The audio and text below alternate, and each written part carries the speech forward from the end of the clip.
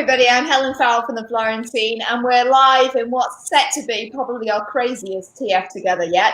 We're here with our mama and co-founder of the Florentine, Nita Tucker, who's live from California, and our director and photo editor and one of the co-founders of Florentine, Marco Badiani. Welcome, Nita, from across the miles. Thank you for joining us. Thank you for coming back to the Florentine.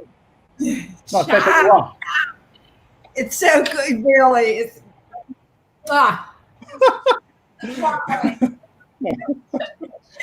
ciao, the Florentine, ciao, Florence. I was supposed to be there a few weeks ago and visit, but I canceled my trip, and I miss you so much.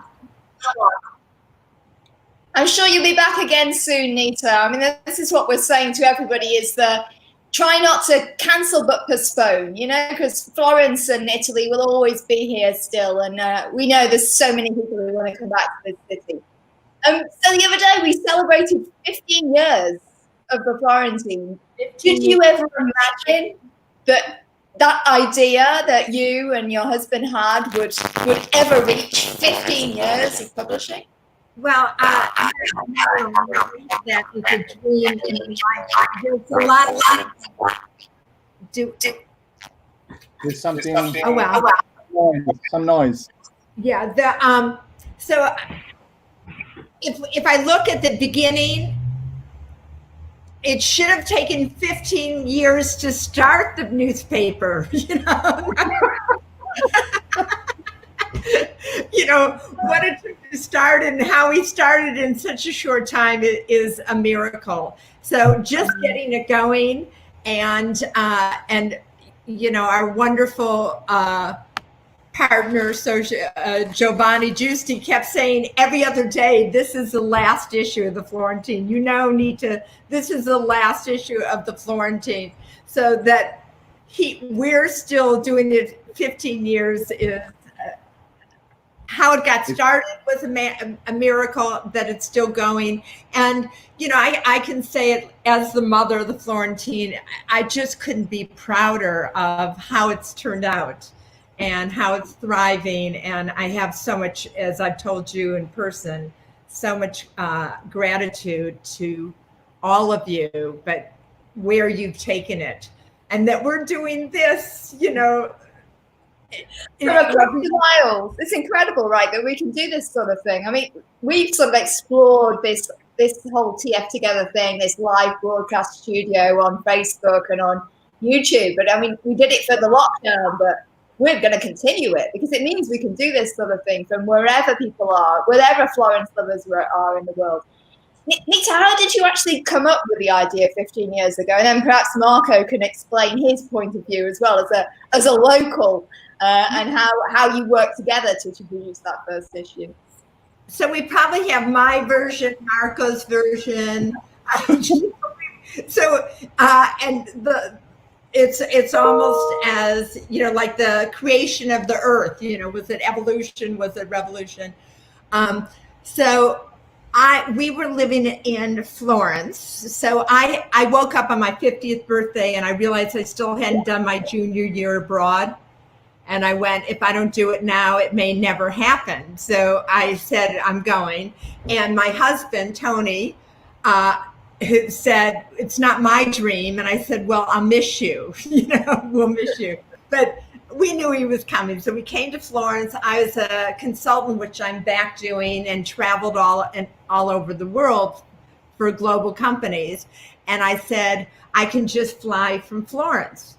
And then Tony was trying to read the newspaper every day in Italian. And we had 3 weeks of Italian and could not read a newspaper. And he said there should be an English language newspaper here like they have in Paris or there is in Mexico or, you know, all over the world. And I said, I'm sure there is one. I mean, it's Florence, right? And there wasn't one. And so Tony was getting a little antsy about what he was doing. I was traveling around taking, you know, lessons and all that. I said, why don't you start one? And he's a financial guy. And he went, I don't know what I'm doing. So he he was like doing market research and due diligence and you can't do that. First of all, on anything in Italy now, I know, but how do you do a newspaper that never was? How do you get comparables? So he kept doing that. And then I went, basta, I'm starting it, without knowing anything. And I would go in to my Italian lessons from Leo's wife, Katya, and she had a little studio right by where the Florentine, it wasn't the Florentine, but where Marco and just so everybody knows, so Leo is one of the partners of the Florentine. Leo Badiani. Yeah. People know him probably from his illustrations and his layouts, and he keeps a lower profile maybe, but he's a wonderful person. So sorry, just to explain to who Leo is. Sorry, carry on. Is good. Thank you. I like filling it in. So I had to go to the bathroom. Italy. Small. I had to go downstairs from Katya's lessons over to her husband Leo's studio, and I'd use the bathroom. And then these jokers like Marco and Giovanni and Leo would just joke with me all the time while I was, coming out of the bathroom. So I was friends with them. And when I got the idea of doing the newspaper, I wrote Leo and I said, where do I get something printed? So I was looking for a Kinko's, just something printed to do newspaper. And he said, what do you want? And I said, I'm thinking of starting a newspaper. He called me up and he called me up and he said, we want to do it with you. Amazing. Amazing. And so we met together. We didn't know each other at all, except, they would make fun of my Italian, which they continued to do for 15 years now. We can say Nita was a good appointment, that one, because it started like a business inquiry and finished like something that lasts for 15 years. So many other appointments can tell this story, I have to say. So it's like one milestone in our life. Serendipitous. It was a miracle.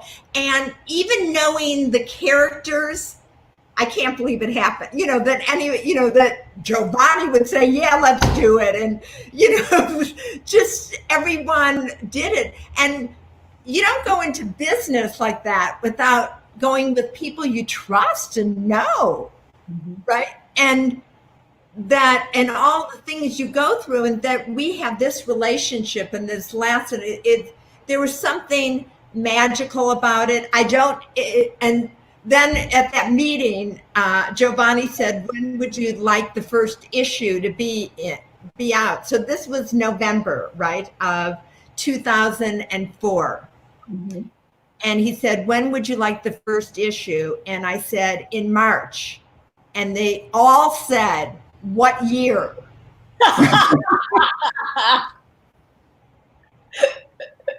No, I think I was very much positive. I was positive. I remember I was positive, and there are proof. I'm sorry, for technical reason we cannot show that proof, but there are proof that I was. Can we show any of the proof? I'm just wondering whether our technical people behind the scenes is there any chance of showing any of this proof of the time? I don't know whether we'll see anything pop up on our screen. I think that Jane, did you receive on Skype? Jane is okay, good. Okay, here you are.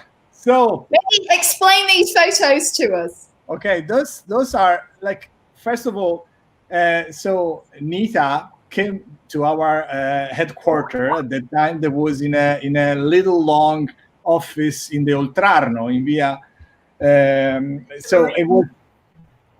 So we have a long, like a little train, like a little car of a train. So we have the entrance with the window. We have the first like meeting point, and then archive, and then offices. So we were actually, me and Nita, when we have to talk about the Florentine, we were left on the meeting point, and the others say that they were working. So we were working on the Florentine. So, and this is one of the first meeting, and we can see Tony and Giovanni and myself, and then in the other Carla Rossi and Nita.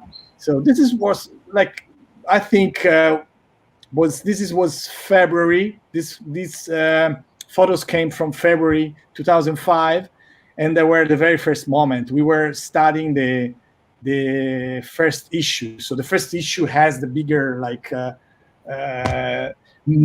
time to born. Now we become very we got the habit to be quicker, but actually the first one takes some months to come out.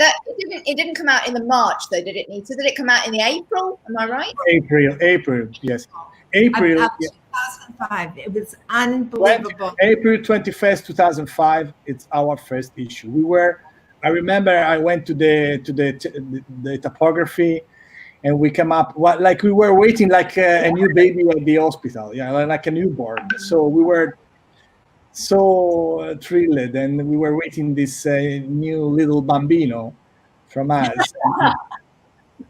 the girl life. So it was thinking back to that time. Actually, researching those photos has been a very it moved me a lot, and I had a moment when I saw those photos. I remember how crazy we were and things that we were doing at that time. Fantastic. I can only say later on, me and Nita, we talk about those times like with the nostalgic mood. So, I mean, was it all smooth sailing? Did you get on? Did you ever argue? Or was it a creative relationship? Or? It was my job to argue with Nita. Let me tell you. So we come to a meeting, okay? And Giovanni would come and say everything that went wrong and didn't work. It takes this much money to get printing, and they gave us this, but you need a director responsable, but without one you don't have it, and you can't have one, and all that stuff. And then he would do just horrible news, and then he'd say, but I got someone for half the price that they're giving it to us and all that. And he had figured out a way. And I would say, Giovanni, so that's good news, isn't it? And he would say very solemnly, yes. And I said, would you inform your face, please? Because he would come like every meeting like it was a funeral, right, Marco? Yeah. It was a little bit not so showing off. Yeah. Jane, show the next photos. And Marco and I just, from the beginning, were a sibling relationship. We just fought all the time, loved each other all the time. A lot. Yeah. Just, Yeah. Wait, Jane, no, come back. Those photos, they were Tony were presenting us all his financial sheets. So we really start like. Nowadays is the moment of the startups. No, startups they present balance sheet provisions. So at that time in 2005, we don't even know what we were talking about. But actually, we had on the table a perfect business sheet to build up an emperor of a media emperor, like a Fox News in Florence. So, but actually, and we have used Tony's idea, especially for advertisement and how we manage advertisement until now. So actually, we improving in last years, but we have used the system so long.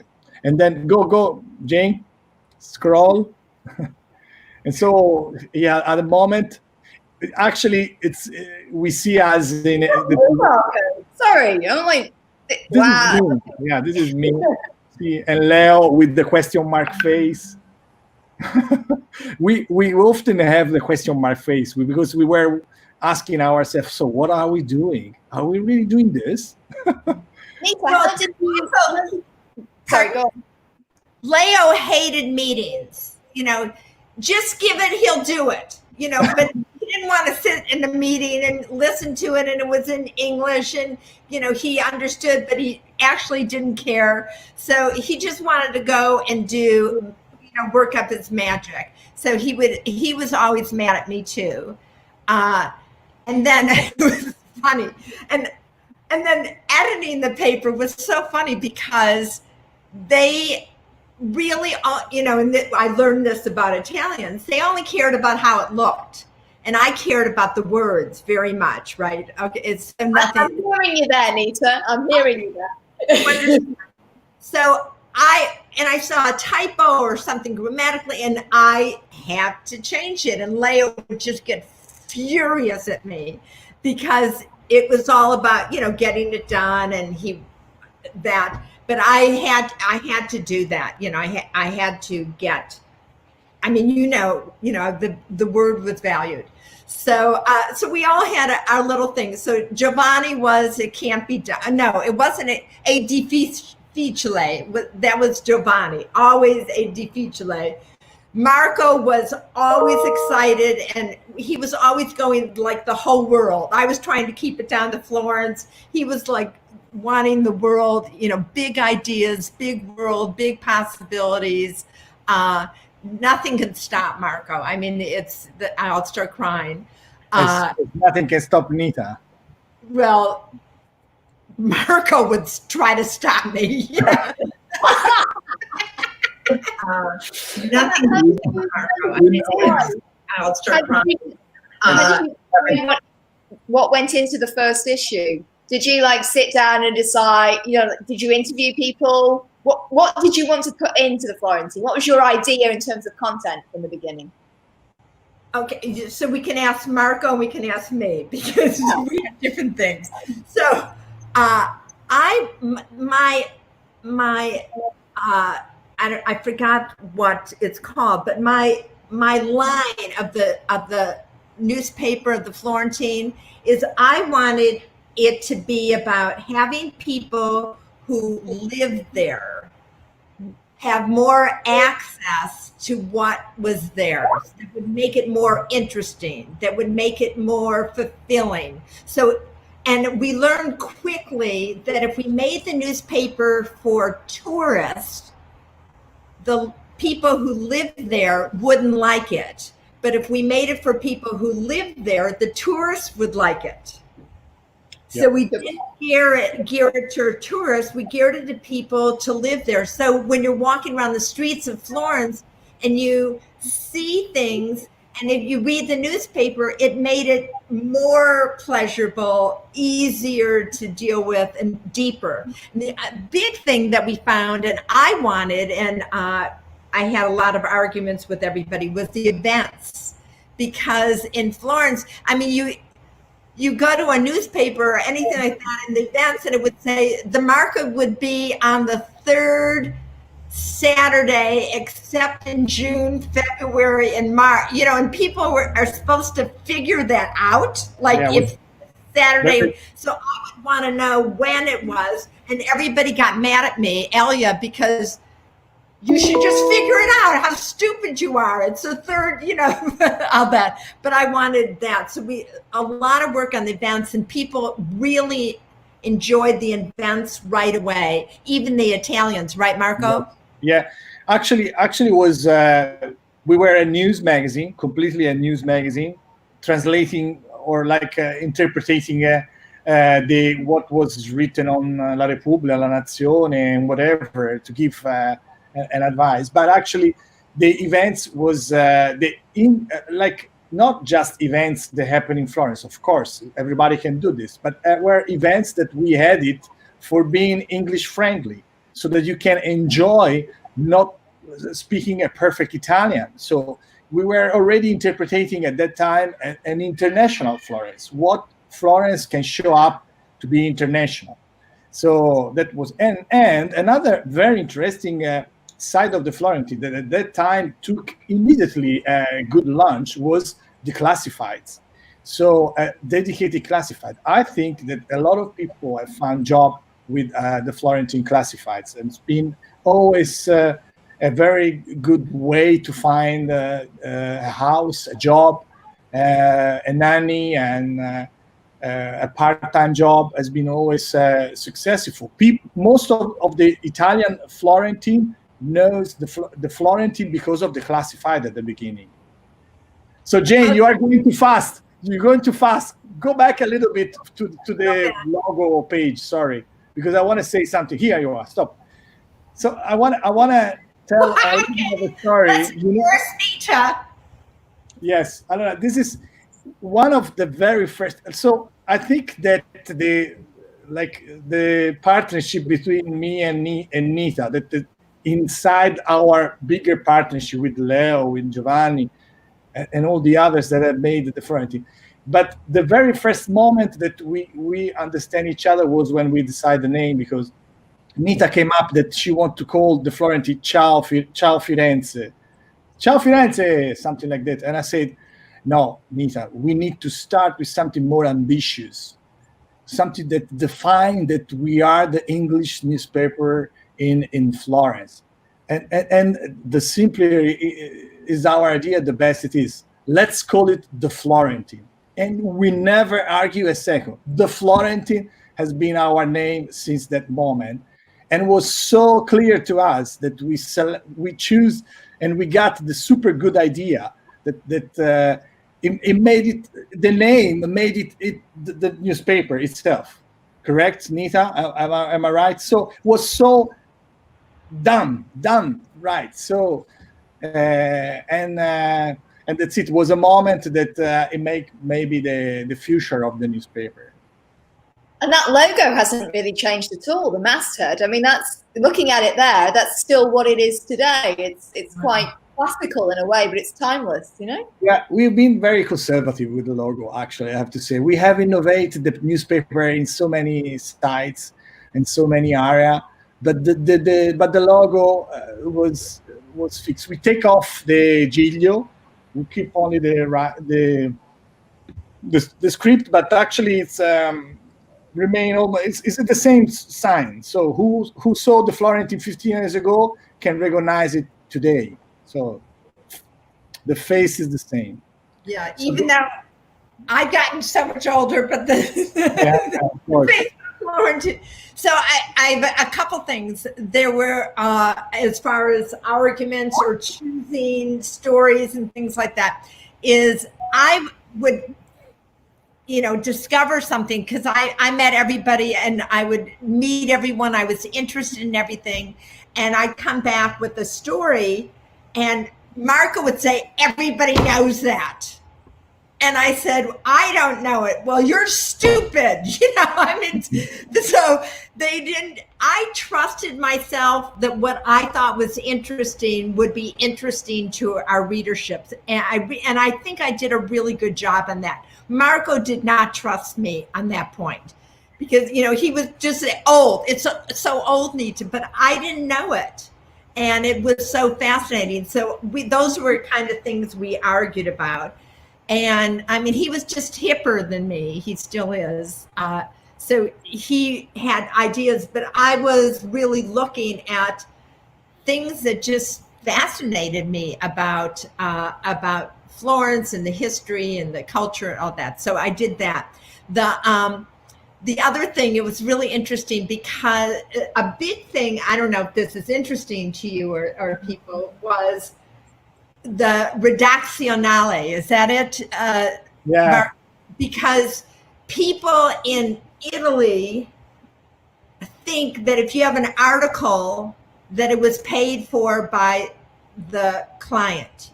So if you did an article about a restaurant, that they paid you to do it. And we don't do that. We didn't do that in the US and newspapers whatsoever. It's a big integrity issue. So, and people, when we were trying to sell ads, this was our survival. They said, well, we'll buy an ad if you do an article. And I wouldn't do that. But everybody thought I was doing it. Marco thought I was taking money in or something like that, but I didn't, and and a lot of people, even, readers, Italian readers had that mistrust, but English or American readers did not, because they're used to it. So then when people did, I said, if you do want an article about you, I'm fine about that, but we have to say pay. because that's the integrity of newspaper. So that was something that we had to, go through and keep separate. Right, Marco? What was your point of view on that? It's true. Today it's even more evolved, the media scenario, and one of the points that it's obvious to everybody is that we need to support our journalism, and to do that sometimes we have to work with our supporters, and supporters are our advertisers, and we are very proud that they select us to work with, and we support them. We try to help to be that our media will be useful for them, and this is, I think, it's very understandable in nowadays situation, and it will be even more important in the next future. So. And that's it. But yeah, I mean, the point is you always have to be transparent. So, I mean, we're very happy, as always, to work with local businesses to express their message, but it has to be clear, and we try and do this on a regular basis, that, that these articles are paid articles, and we try to be very transparent about that, and that's the way to handle these things. We have a few messages from around the world. Somebody who says, you live and work in my favorite city. Well, Nita doesn't anymore, but yes, the rest of us do. I too have told my husband I need to live there. My dream is to move there. Thank you for the Florentine. I can't wait to come back when the world is healed. And we can't wait to welcome you back when we've all healed, but obviously not right now. But please do send us your love and affection. And if you want to support the Florentine, we do have an active donation campaign that's undergoing at the moment. It's just popped up on your screen. So please do support our journalism with as little or as much as you're able to do so. Can we talk about a bit more about these photos as well, Nita, because they keep popping up, and I'm wondering who everybody is. Who are all these people? Yeah, we hear there is a Nita was tanned and in a strepitosa forma, fantastic. There were you can see in the photo also Linda, and there is also one of the early photo of Giacomo, because we start to have our marketing, sales, and marketing by our own since the beginning. We always been doing things in our way. This has always been our system. But anyway, and this actually it's a vintage market at the Canottieri on the Arno, and we always at the beginning we were very, very, very active in being everywhere in parties at the 4th of July, and wherever we can meet people and talk to people, and especially things that can attract expats, we were there to show off, of course. And, so two things, we had kind of two Nita policies, okay? So maybe it's more. So anytime I always carried around a bunch of the Florentine. I had this Louis Vuitton bag that I carried around with me everywhere, and I always had copies. And if I heard anyone speak English anywhere, I'd give them the copy. Would you like this? I was always promoting that. The other thing that would happen is if we were out anywhere, Marco and Giovanni they treated me like a dog. They say, Nita, that person is a big broadcaster in Rome. Go talk to him. And they would fetch me, go and fetch me. And you know what I did? I would go up and talk to anybody, and they would sit there laughing at me, but I'd go and I'd get an article with between Sinacucci, and I got an article with the Ferragamo, and I got an article, with anybody, they just say, go and talk to them.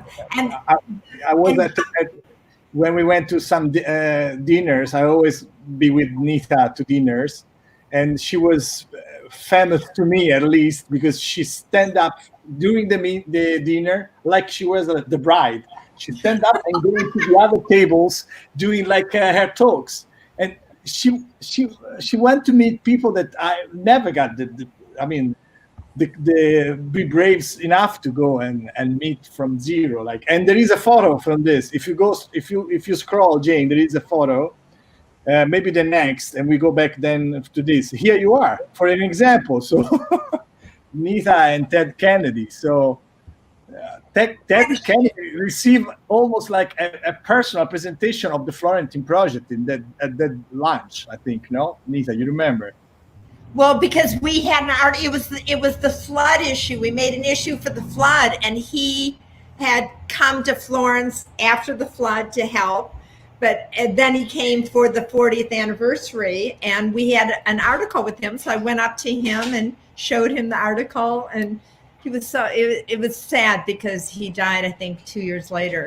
But I go up to anybody and show them the Florentine, or ask them if I could interview them, and people would say, "What are you going to ask?" You know, they were very afraid, and I said, "I'll even let you see it if you want and approve it, because we're not a paper that we're trying to get people. You know, that's not what our paper is. So we just want to be interesting and bring them." And so everybody wanted to be interviewed.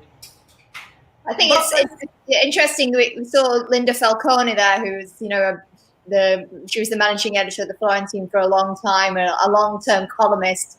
I mean, the Florentine also publishes books, and something that we've just released, The Healing Not Broken, was a free download, and now we're offering it for 20 euros plus postage wherever you are in the world. So if you would like to, shall we put up the other link, Jane, with the if you'd like to buy the book as well, it's now available. So that's something we do. But I mean, do you remember that first time when you published Linda's first book based on her columns? I mean, that must have been a moment of real pride for you both as well. Well, this was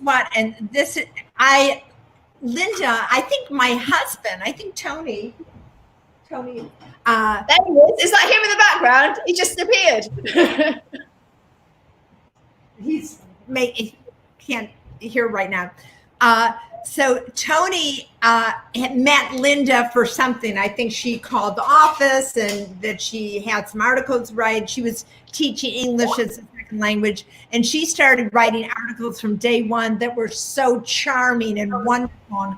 I was such a fan of everything she wrote. I said, "Can we have lunch?"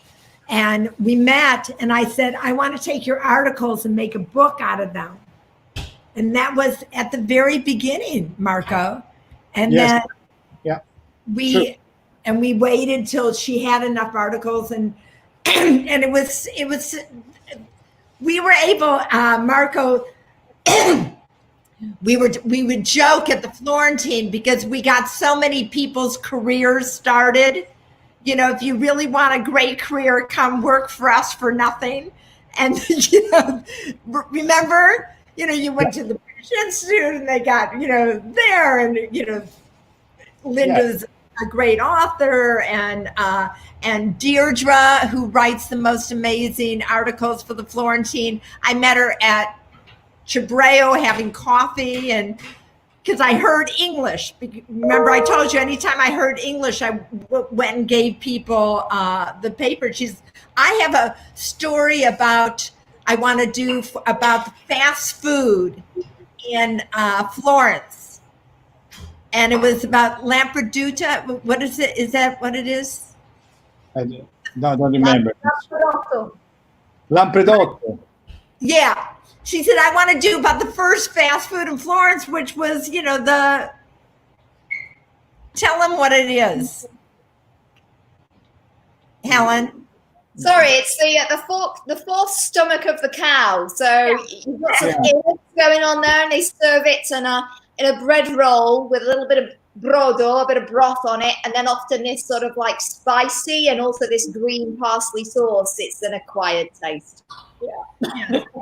So she wrote that article, and then the rest is history. How many books have you published of hers? Audrey's 3 books, I think, haven't we? 3 books. Yeah. 3 books. Yeah, 3 books.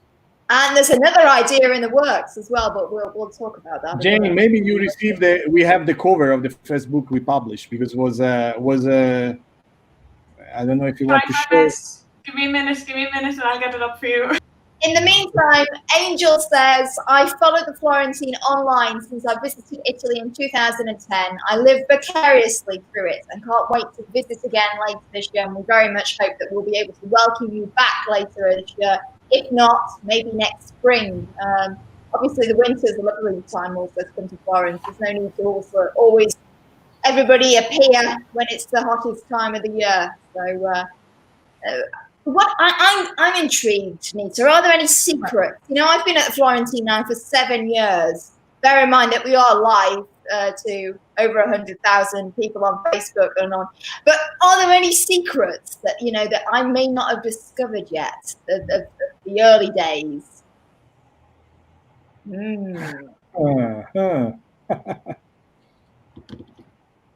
If not, we can stay online afterwards and you can tell. I don't know.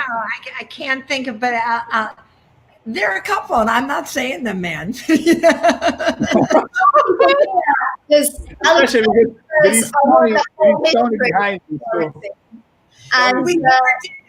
we never did anything, illegal or anything that way. But we had, I have to say, if I can help the reply, that at that time things were, even if they were difficult, they were like less competitive than today. So whatever you do, you get more noticed in some sense. And we were very, very happy people at the moment. We were living really an happy moment, enthusiastically. And actually, there is one of the secret of Nita, I can say, she's a party girl. So she gave some fantastic party at her house. Like the mother of the Florentine were giving those parties where people are arriving and they don't know each other. They were like people that maybe Nita know the same afternoon on the street and think where could be interesting and invited and then bring other people. And so this has been maybe one of the secrets. We have been like so lively and happy and having fun, and even if we don't have €1 at the time, we don't know how to pay the next issue, also because we were publishing so often, and then we can talk about this, but we were so happy anyway, like a little bit crazy, I have to say. And we were giving parties and going to parties, and me and Nita, we go to roof in Florence, and we find with crazy people, and then doing long nights around. So, and talking with people that then we discover during daylights they were very important person in charge of something, but we treat like we were a little bit drunk and dancing. So we have lived Florence so deeply in that period, like, but in a very positive manner, like very happy, very enthusiastic. I repeat, but that was the feeling. So maybe this is a little bit of a secret, like. Jumping into a story with everything without putting any barrier to. We never did anything. So I'm going to tell a couple secrets because there. So I have a thing, and I'm about 70 years old, and Sunday, and I still have it about Sting. So I've had a crush. I've been in love with Sting forever, I could say. And one of the reasons I moved to Florence because I heard he had a place in Italy, all this stuff. So I'm talking. So in the newspaper, I'm going to interview Sting. Everything is about, my whole life is about Sting, right? My husband doesn't know, don't tell him, but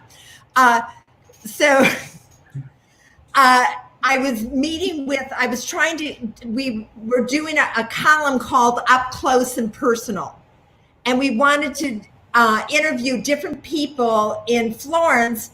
We ordered a friend of mine, Ori, who owns JK Place, and we interviewed someone who has a vineyard, and we interviewed Judy Witz, who does cooking.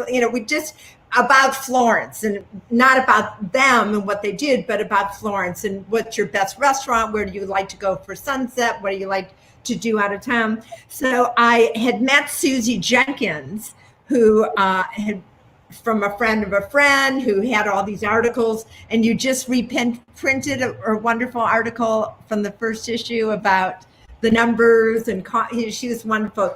So I'm talking to her and about this. I said, would you work on this with me about this up close and personal? And she said, yeah. And I'm explaining to her. And I said, and really the only thing we're doing this for is to be able to interview Sting. Of course. And Susie gets very, very quiet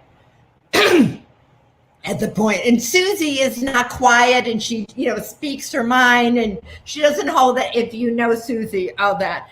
So I don't quite know what's going on. She said, oh, that's why you asked me. I said, what do you mean? And because she had a connection who managed Sting's estate in Italy. So she thought I was using her, giving her this whole job so I could meet, which I wasn't. But if I had known, I would have, but I would have been more blatant about it. I'm not sneaky. I'm just not good at being sneaky. So that was like, one kind of secret. And I never interviewed Sting, I have to tell you. So it's still incomplete for me. I met him backstage at a play in New York, but I didn't say I'm with the Florentine. So that's unfulfilled with the Florentine for me. Maybe we can make that happen, though, Nita. Yeah, get it on here, and Nita, he was our first subscriber, Marco. exactly. Right? That's what I want to say. He has been one of our first subscribers to the print. He was our first subscriber. Sending to us the payment from his bank account, his personal bank account. We didn't want to cash it because it had his signature on it. Like Picasso, you never pass. So the other thing, and I hope I embarrassed my friend on this, was when the first issue was coming out, we didn't have many advertisers. We had very few, so we had a lot of space for advertising. And so we decided to tell our writers and people who volunteered, everybody worked for nothing. If you have anything to advertise, you can do it for free. That would be payment for all their work. And so Susie, again, this is Susie's day. Susie was one of the writers, and I said, do you want any advertise? She said, no. She said, but I have a friend of mine who's, got a house, and she wants to rent it out or sell it. She doesn't know what to do with it. And so I'll put a classified for her. So we get the ad in, and Tony and I read it, and we go, are you kidding me? We want to rent this place, right? So that was a secret. We didn't put it in, we took it. And we go, we have a meeting, we go into this place, and Marco will tell you about this place. It was an old convent that had been completely restored and remodeled, and with a garden in Centro. It was like the most beautiful place I had ever seen. And it was right in it had a garage. It was like unbelievable. And here's this beautiful woman sitting there telling us, about this. And she's pregnant. She said, I did this all myself. It's so beautiful and all that, but I can't live there because I have babies and it's not secure. And I said, where are you living? She said, oh, a family place. And but I really wish I could be here. She loved that we loved it so much because she put so much into it. And then she says, my husband travels a lot, blah, blah. And so I'm just trying to suck up to her so she'll let us rent it. So I pretended to be interested in her. I said, oh, what does your husband do? And she says, oh, he works for the family business, Ferragamo. I said, Ferragamo, And that 2 days before, my girlfriend had written from LA. She says, Nita, you've got to interview the Ferragamo twins. They're so beautiful. You have to put them in the front cover. You'll sell out your newspaper because they're so gorgeous. And so I said to her, I said, oh, I just heard I have to interview the Ferragamo twins. They're so beautiful, blah, blah, blah. Do you know them? She says, I'm married to one. And we were just laughing about the whole thing. And it ended up, Louise, my best friend in Florence, the place. Tell them about the place, Marco. Fantastic. It was, I cannot believe. I remember I came to cooking dinners there and having parties and making our planning to attack the city and conquer. So fantastic. It was incredible. I think one of the best places I ever been in Florence ever. So it's fantastic. It's amazing to hear the story of the Florentine and everything that's gone on through the years. I'm just going to have a roundup of people who all around the world. We've got people writing to us from Argentina, from Alabama, from Tuscany, of course. We've got people in France, people in Spain, somebody from Istanbul. I mean, I don't know whether either of you would have ever have thought maybe 15 years ago that, you know, the magazine that started in Florence for the English-speaking population in Florence would ever have had a resonance like this. But I guess we could have imagined it because, you know, Florence is a city that's just loved all over the world. It's a love mark. It's we'll close now, and thank you. And I want to say one thing. We have a closing remark from both of you about the Florentine. Oh, good. We'll say good evening. So the Florentine is my baby. You know, I'm the mother. It was my baby, and in so many ways of going through the, you know, the part of it of you're doing everything, you're up all night, part of the baby, and then putting it all out there and going through the growing pains and, you know, breaking through to all these different other areas and then letting go, which you have to do. And now the Florentine is at a place like my children have been at a time where they need me to, you know, the money. So I was joking every time I see the Florentine, they've never asked for money before. You guys have we've never asked for it. And every time they ask, I give. And that's kind of like my children. Anytime they ask for money, I give. You know, I just can't say no.